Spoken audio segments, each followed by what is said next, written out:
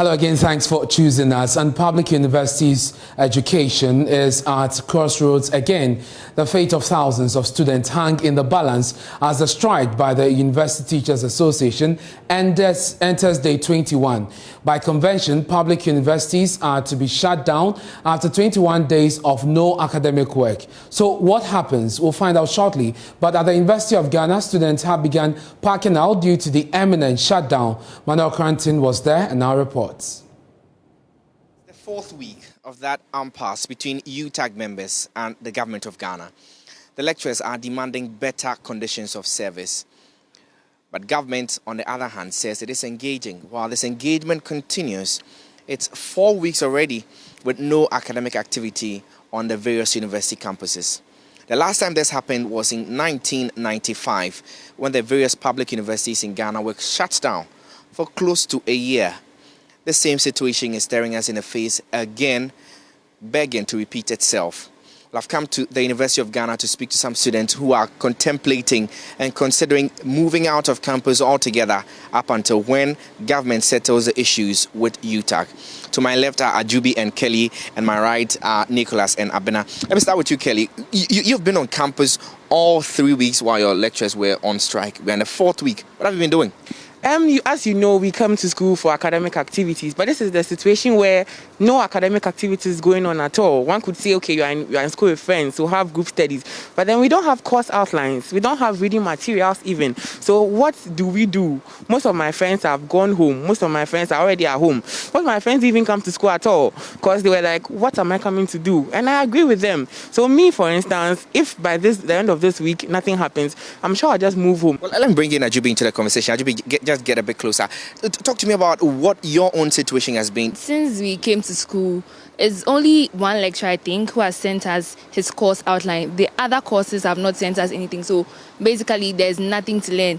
Being on campus, I feel like I'm wasting time. So I was even thinking about going for an exchange program, a year abroad, and then come back. Then maybe by the time I return to school, maybe things will be back on track, academic-wise, because this is clearly a waste of time. We can't pay huge amounts of fees and hostel fees and you don't teach us, you just leave because of your condition. I understand them as teachers that, okay, you need a better pay because of your job. But the government should also think about us students, because right now we've paid and we are ready to learn, but nothing is happening. So who are you blaming? I hear you say, well, you agree that they can demand better conditions of service, but they should also think about the students. Is that a blame on the lecturers? I'm not blaming them. They're entitled to their rights to demand their pay, because you can't work and they are not giving you the right amount of money you need. Okay. So the government should listen to their cry and attend to them, because I think it's the best thing they should be doing right now. Do you agree with that assertion that government should listen to UTAG, regardless of the fact that, well, UTAG's persistent, absence from classes is going to affect you? I disagree, because if government does not respond to UTAG the way they want it, and they are able to come to an agreement and they say that, okay, come in later after a month, we'll get back to you. And what if they don't? And it will continue again and continue again. Next year, we'll still be seeing this. So they should just solve it now, so that we, in the long term, we won't be going on and on with it again. So I think this is the right time for them to settle it. So, yes. Considering leaving campus, are you? For me, yes. My dad said I should get back home by Friday. If I don't get anything from the lecturers, probably I might get back, because sending money and all, my dad is saying that I'm spending too much, looking at what he's seen in the news and all of that. Yes. And this situation is pretty much the same for a lot of your other colleagues. Let me bring in Abna into the conversation. Abna, people are, going home. Their parents, giving them pressure to come back home. Are your parents asking you to come back home? Same pressure everywhere, especially regarding the finance involved, because parents made an agreement with their wards that after every 2 weeks or after every month, I am going to send you this amount of money. But this is the case where you've been in school for about 3 weeks, you call home to ask for money and they tell you, what have you used the money for? After all, you're not learning. And so that's the situation that students have had to deal with over the last 3 weeks. And so yes, most students are considering going. Myself, I'm considering going home, because I was on campus simply because most of my colleagues who I'm in the same research group for our final year proposal on campus, and then we all agreed that we could work on our final year project. But unfortunately for us, when we send our lecturer, messages with regards to our research, there's no response, and the message is loud and clear that we are on strike, and so I can't respond to your questions on your research as well. So I think the best decision at the moment, especially when parents have also decided not to give their awards money, is to go home. So that's a report from the University of Ghana campus. Let's go to the phone lines now and speak to Dr. Samuel Nkumban. He's the president of the Legon chapter of UTAG. Thank you very much, sir, for joining us on Joy News Prime. Have there been any attempts to engage you after the strike entered day 21? Unfortunately, no. I must indicate that we've had 2 meetings after our engagement with the National Labour Commission. Okay. The first with the Vice Chancellor's Ghana, the second with the Minister of Education. And in those meetings, basically the conversation had to do with appealing to UTAG to return to the classrooms, whilst they, as interested stakeholders, take action in terms of mediating and also engaging with government to ensure that what it is that UTAG is demanding is done and said. And so basically those are the 2 meetings that we've had, and I must indicate it's close to 2 weeks since then, and there hasn't been any call-up or there's no engagement in relation to that. Except, of course, also the Minister of Education indicating at the media press series yesterday that he's going to engage with us. We've not had any engagement since. In those meetings, were there timelines and as to when they will get back to you with their interventions? Oh, no, certainly those are not meetings that would have timelines, because Vice Chancellor Ghana, for example, is not in the position to commit government into doing anything for UTAG. Neither is the Minister of Education in that position. And so it is for fair wages that is supposed to be the mediating agent in terms of negotiating fair wages. And I emphasize the word fair wages, because if we have to have fair wages, then of course where UTAG finds itself is not where we should be in the scheme of things when it comes to fair wages. And so if it is not involving fair wages and Ministry of Finance that holds the purse of the country, then of course there is no indication that there is an end in sight. The NLC dragged you to court. Have you entered appearance, and what is next in that process? Well, of course, it's a legal process, and the National Labour Commission, you would recall, they went to court to seek an ex parte injunction on the strike, and thankfully, so to speak, the court didn't grant that because they didn't want to serve as notice. They wanted to get that at our blind side, so to speak, and unfortunately for them, and fortunately for us, so to speak, the court didn't grant it, and so they had to serve us on notice. And so we've put together a legal team to respond accordingly. Also recall that in last year we had to declare this same kind of action and suspended it on grounds of government deciding that they were going to treat us fairly and to engage with us more meaningfully in ensuring that we have improved conditions of service. Unfortunately, that didn't happen. We had 1 month period within between 23rd of August and 22nd of September of last year to have resolved all of these outstanding matters. And we are in January. And so for us, and the National Labour Commission didn't do anything on the side of government to bring them to order in terms of failing to abide by the agreements that we had signed, which were literally brokered by the National Labour Commission. And so for UTAG, it's a break point. Are you open to an out-of-court settlement? We did that before. And you remember that in August of last year, the National Labour Commission was at court. And we had to get the case out of court because we needed to engage and to be able to resolve the matters. We did. And then we were given 1 month within which to resolve all our standing issues. 23rd August to September 22, it didn't happen. We were magnanimous enough because we had not completed the academic year for many of the universities to stay on until end of December. November 11, we served notice that if by end of December nothing happened, this action was going to happen. 11th November of last year. 23rd December of this last year, we served notice again as a reminder to the fact that if by close of December this didn't happen, then of course we were going to have this action happen. So I don't see where UTAG is at fault in this matter. Well, we'll see how that goes in court, Dr. Nkuba, but kindly hold the line for me. Let's get an update on what is happening in other universities across the country. Central Region correspondent Richard Kojinyako reports that some students at the University of Cape Coast have begun forming study groups to make up for the time lost, while others have left campus due to the high cost of feeding. Here on the campus of the University of Cape Coast, the campus is completely deserted. Most of the students have left and they are home now. Others are contemplating leaving because they are doing virtually nothing on campus.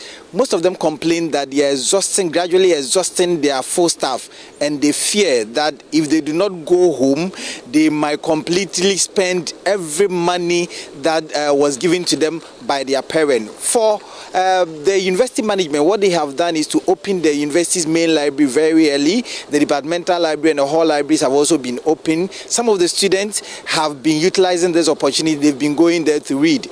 Others are also exploring the option of forming groups. So others have actually formed groups, and they have sought the assistance of some of their seniors to assist them in going through some of the materials they will be using during this semester. For the freshmen and women on campus, their wish was that they would have tasted lecturing by now, because they have been saddled, or they have been accustomed to teaching in the senior high schools, but that hasn't been the case. They are frustrated, they are dejected, they are like a flock of sheep without a shepherd, and they do not know what to do. We are begging, we are pleading. It's not easy for us here. Yeah, so that's what I can say. Campus is deserted. A lot of your guys are going home. Yes. Some have not even come at all. Yes. I mean, what are you contemplating doing? Currently, we are forming group studies. Yeah. In biomedical science, we have a group study section in the group. So every day in the out, we try to meet 2 hours or 3 hours. We started maybe the courses that we are studying, so that we took some slide for our seniors. Then they will teach us small, showing 1 or 2 things, so that you have to do before the lecture will come and teach us. Yeah, so we're hoping that we catch up with some small things, so that the lectures come, everything flow. As I'm speaking to you, day in, day out, we are spending, and you came with a budget. Your parents have planned that this is a period that you are supposed to stay on campus, and this is the money that you are expected to use. And as now, nothing is going on. We are spending, and it is actually affecting us. So with time, if the strike is not coming to an end, we'll surely go home. So we are appealing to government that they should listen to their concern and attend to them, so that they will come and continue with us. The plea of the student here is that government should immediately, as a matter of necessity, sit down with the university lecturers and then talk about their issues, so that they would return to the classroom. From the University of Cape Coast campus, my name is Richard Kojinyako for Joy News. Let's go back to the phone lines. Dr. Samuel Nkuba is still with us. Doc, thank you for holding on. So clearly, your students across the country are frustrated. There's a plea for you to call off the strike. Wouldn't you say that at this point, day 21, the message has been clearly sent and that government would have to act? For which reason you may want to call off the strike? I must indicate that UTAG is as equally frustrated as our students are, because we've been at this since 2019. And so to have had engagement since 2019 that have not yielded results as yet in 2022 is something that we need to be considering as a country. Is it because that government has no priority for tertiary education and doesn't consider it as a worthy partner in terms of the developmental needs of our country? If it does, then of course the expectation will be that government will be interested in attending to the needs of tertiary education. Particularly so, that to be a critical example that at the close of the year 2008, during the erstwhile Kufuor administration, the entry point of a lecturer with a PhD ought to have been at $1,500 payable to the equivalent. Assuming that nothing changed, and we were at the same level as of 2008. Today, what it will imply is that at $6.5 cedis to a dollar, it would mean that the base pay of an entry point of a lecturer will be 9,750 Ghana cedis. Is that what we get? Senior lecturer, as I say, my base pay is literally 5,100 Ghana cedis. A professor doesn't get 7,000 Ghana cedis. And so it is a critical matter that needs critical engagement, and government must get serious if they think that tertiary education matters. So the strike continues? For UTAG, yes, and we are also hoping against hope and waiting for the decision of the court. Dr. Samuel, on Thursday. I'm grateful that you could join us. That's Dr. Samuel Nkumban. He's president of the Legon chapter of UTAG. In the Ashanti region, Love FM's Kwesi Deborah spent time at the Kwame Nkrumah University of Science and Technology. Here's his report. My name is Winfred Edoe Champon, second year computer science. I came to school on 15th January around 3 p.m. and it's been a while since I came, and there's been no class, no school activities, and I'm planning on going home this weekend because I've been spending money which I'm supposed to be spending during classes hours and all this stuff, and I think it would be the best idea for me right now is to go home so that I will save all this money and come back when they return from strike and spend all this money. Yeah. I am Bob from NCMC, a student of Kenya State level 100, and I'm here to pursue Doctor of Veterinary Medicine. And I'm planning to go home tomorrow because of the UTAG strike. And this is because there's no academic activities going on here. That's why I want to go home, and also I want to save the money, which... My name is Maureen Jones. I'm in level 100, and I've been in school since opening date. That was on 8th January. And as for how UTAG has been affecting my studies, how UTAG has been affecting me personally, the motivation and determination that I came into this school year with for academics is just slowly dissipating.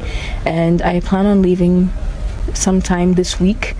Because I'm just wasting my money and time here. Similarly, my two other roommates aren't currently on campus because of those reasons. They've also left, they are also at home, and then they're just waiting, hoping that the strike will probably end very soon. My name is Novre K. Francis, Media and Communications, second year. I came to school on last week Friday, and I plan on going back this Friday. That's if nothing positive comes out of the court case, I think on the 3rd February. So it has affected me, the strike has affected me a lot because no academic activities, and I can't also be here wasting resources as well. So I'll just go home and wait for any positive development that will come out after maybe the court case or something. Thank you. From the KNUST campus, let me take you to Tamale, to the University for Development Studies campus, where correspondent Martina Bugri has been monitoring events there. The entrance of the campuses of the UDS, students are seen loitering around, whilst others chit-chatted. Others were resting in their hostels, with a few in the university's library. But these students have one wish in common, that their lecturers will return to the lecture hall. Some of the students have been speaking to Joy News. It's like the is to come from home knowing that we are coming to study, but now there's no lectures, there are no classes going on, expenditure is going on, we have assignments, and most lecturers are saying after the strike they will let us write midterms and end of sem. The pressure is going to be on us, and the one student with plenty calls, the pressure will be much. So if anything can be done. This is my final year, and we have a lot of proposals and projects to write. So due to the strike, our supervisors are also on strike, so they are not supervising the work and giving us the corrections to do. So everything is just dormant, there's nothing moving ahead. And we're just in our hostels sleeping and spending money, but nothing. So, and there's also stress because I know when the strike is lifted, there will be too much pressure on us to complete our project work and proposals and also our case studies. Because of the strike, when we came back from the break, we haven't come for lectures, and we are just at the hostel, spending our food and money. And a gallon of water is 150 pesos. So in a week, you can buy a gallon of water like 12 cedis. And you don't come for lectures. We are just spending our resources. For the level 100 students who are yet to find their feet on campus, it is total confusion. They are wondering what will happen to them in the next coming days if lectures do not start. Yeah, we are freshers, and since we came, we were supposed to report on 5th. We came on 5th and up to date, no lectures for us. So we are all confused. We don't know what we are doing now. Since 5th, we are here, and nothing is happening. Anywhere you go, they say that they are on strike, no teaching. As you can see my colleagues sitting down. There is nothing going on campus. We are suffering. A lot of us are suffering. Mostly all of us, we are all suffering. We don't even know where we are hanging. We came and rent rooms. Now, next year by this time, we have to renew the rooms. And they are not teaching us. We don't know when the strike will be over. Is it today, tomorrow, or next year? It's like I'm confused. I don't know what actually is going on. Because I just came, I was expecting lectures to go on, but when I came, they said lectures are on strike, so they don't definitely know when they are coming back. So I'm just walking around. I just want to learn something, but I don't actually know what I'm supposed to learn. That's my Okay, so it means that you are a first year student? Yeah, I'm a first year student. Okay. So I just don't know what is going on. So you want to learn, but you don't know what to learn. Okay. But I have some of my course mates, they have given us slides to read. But that's, I'll read, but I'll not get the concept. So that paints the picture for you about how students are reacting to the 21-day-old strike by UTAG. We can now hear from the president of the University Student Association, Dr. Christian Philip Ama, who says they will be leading a series of protests to demand the return of their lecturers to the lecture hall. He spoke on Newsdesk. Happened in the 90s, and some of our lecturers who are currently teaching us were affected. Some of them were students, and they shared how they had to spend or overstay 1 year in school. And so we do not want that situation to happen. That is why all over social media, and also having meetings with the stakeholders from UTAG, Ministry of Education, the National Labour Commission, we are bent on making sure that our lecturers return to the classroom. If for nothing at all, Ghanaian students have paid fees, and we demand to be taught. We have paid fees, academic facility user fee, wherever we have paid, and we demand to be taught. And you see, the image out there, we have international students as well, who have also paid to be here.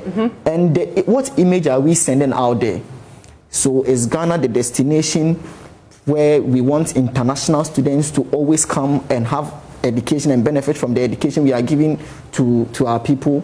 And this strike action, is very expensive. These international students, the fees they pay, it's not easy. This just ended week. We've had a series of meetings with all the SRC presidents in the country.